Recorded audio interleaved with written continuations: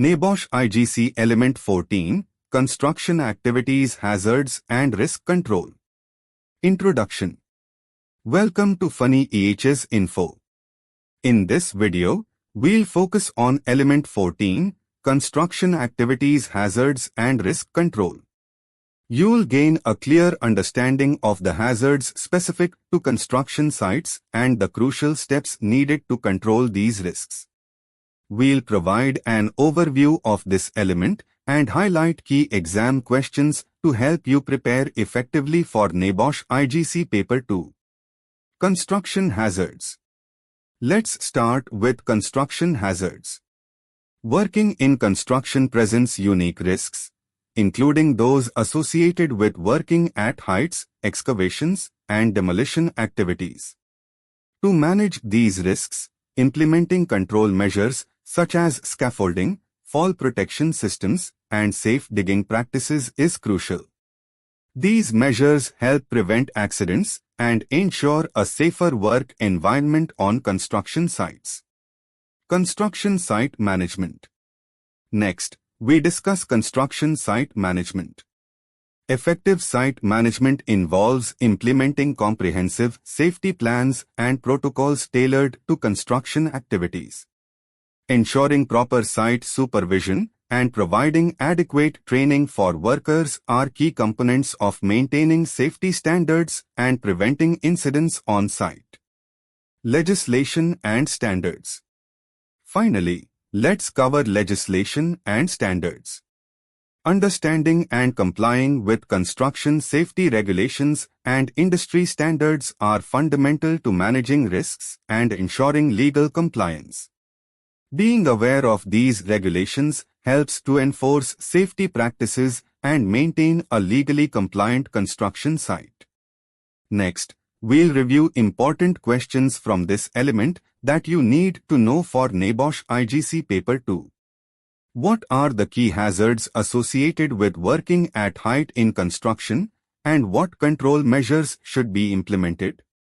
Key hazards include falls from ladders, scaffolds, or roofs. Control measures include using proper fall protection equipment, like harnesses and guardrails, ensuring that scaffolds are properly erected and maintained, and providing training on working at height procedures. How can the risks associated with excavation work be controlled?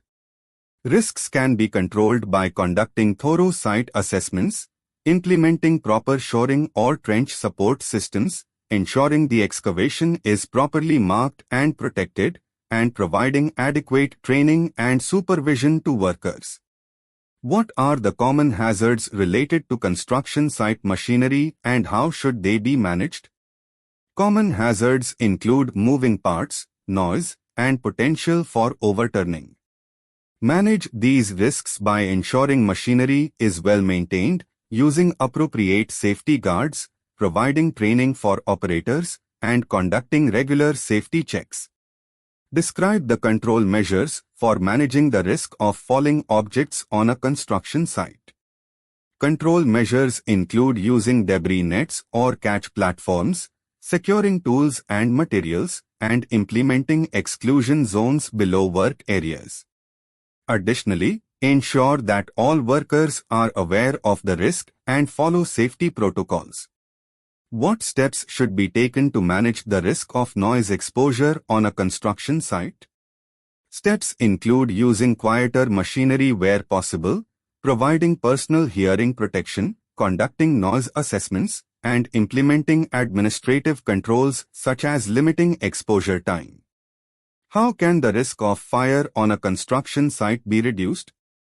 Reduce fire risk by implementing fire prevention measures such as proper storage of flammable materials, maintaining clear access to fire exits, installing fire extinguishers, and ensuring workers are trained in fire safety procedures.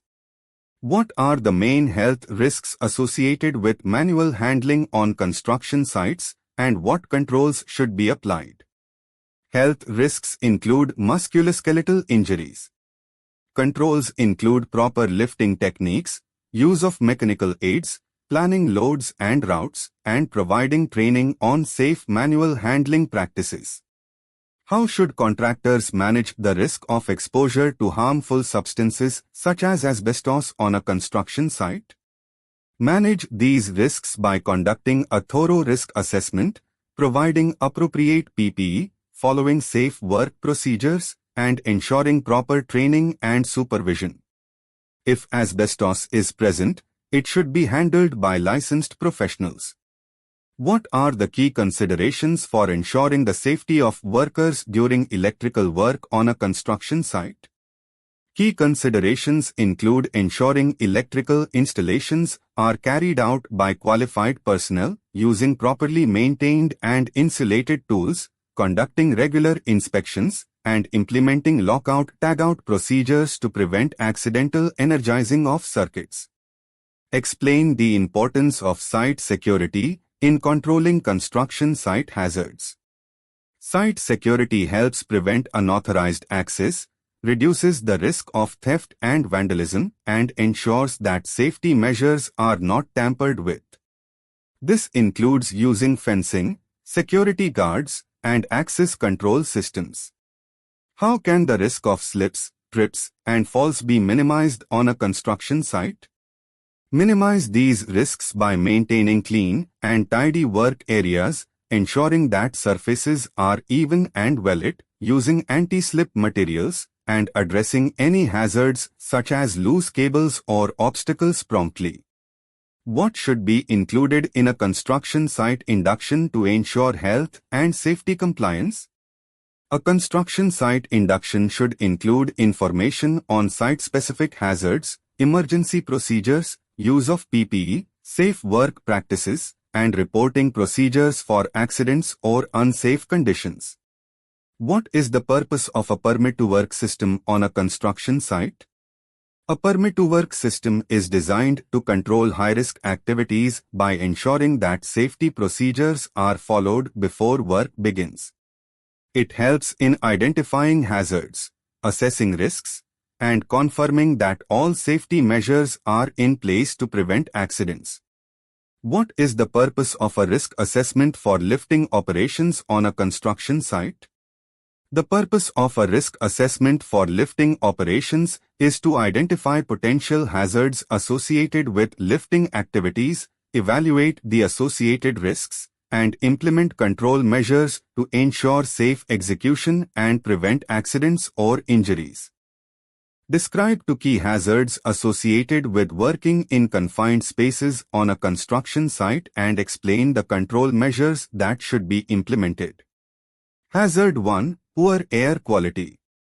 Control measure: conduct air quality testing before entry and provide adequate ventilation or breathing apparatus if necessary. Hazard 2. Limited access and egress.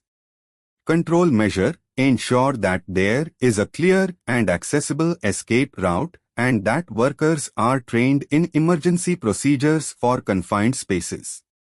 Discuss the risks associated with the use of scaffolding on a construction site and outline the control measures that should be in place to manage these risks effectively. Risks: falls from height. Workers may fall if scaffolding is not properly constructed or maintained. Scaffold collapse. Scaffolding can collapse due to overload or structural failures. Control measures: ensure proper construction. Scaffolding should be erected by trained personnel following manufacturer guidelines and specifications. Regular inspections should be conducted to ensure its stability. Provide fall protection, install guardrails, and ensure all workers use proper fall protection equipment. Regularly check for any signs of wear or damage to the scaffolding components. Load management: do not exceed the load capacity of the scaffolding. Clearly mark and enforce load limits and ensure that materials are evenly distributed. Evaluate the effectiveness of different control measures for managing the risks associated with noise on a construction site. Control measures. Engineering controls. Description: Implement quieter machinery or modify equipment to reduce noise levels. Effectiveness. Engineering controls can significantly reduce noise at the source, which is effective in minimizing workers' overall exposure. Administrative controls. Description. Rotate workers to limit their exposure time to high noise areas and schedule noisy activities during less busy times. Effectiveness. Helps reduce the duration of exposure but does not eliminate the noise itself. Personal protective equipment (PPE). Description. Provide ear protection such as earplugs or earmuffs.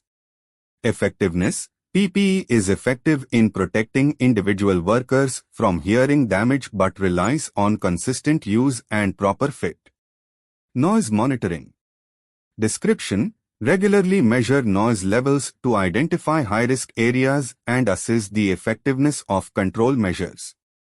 Effectiveness. Provides data to ensure that noise levels are within safe limits and helps in adjusting controls as needed.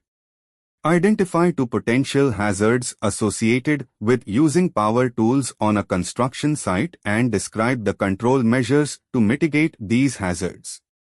Hazard 1. Electric shock. Control measure. Ensure that all power tools are properly maintained and regularly inspected for electrical faults. Use tools with double insulation or residual current devices, RCDs, and ensure that all users are trained in safe usage. Hazard 2. Moving parts injuries. Control measure. Provide appropriate guards and safety features on the tools.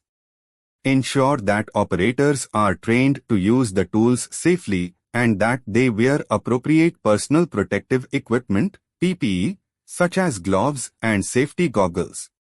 Discuss the key factors to consider when conducting a site-specific safety assessment for a demolition project. Key factors.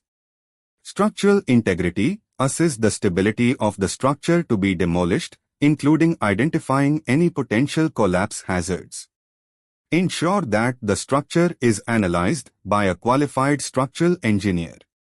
Hazardous materials. Identify the presence of hazardous materials such as asbestos or lead and plan for their safe removal or containment. Site access and egress. Ensure safe access and egress routes for workers, machinery, and emergency services. Plan for potential disruptions and ensure clear signage. Demolition methods. Choose appropriate demolition techniques based on the structure and surroundings. Methods may include mechanical demolition, implosion, or manual dismantling. Safety of personnel. Implement controls to protect workers from falling objects, noise, and dust. Provide PPE and ensure that workers are trained and aware of potential hazards. Environmental impact. Consider the environmental effects of demolition activities, including dust, noise, and waste disposal. Implement measures to minimize environmental impact. Evaluate the risk management strategies for controlling the hazards associated with electrical installations on a construction site. Design and installation. Description. Ensure installations are done by qualified electricians per standards. Evaluation. Proper design and installation minimize faults and ensure safety. Inspection and testing. Description. Regularly inspect and test systems to identify faults. Evaluation. Early detection of issues prevents electrical failures and maintains safety. Safe working practices. Description. Use insulated tools, guard live parts, and follow lockout-tagout procedures. Evaluation. Prevents accidental contact with live parts and ensures safe maintenance. Training and competence. Description. Train workers on electrical safety and emergency procedures.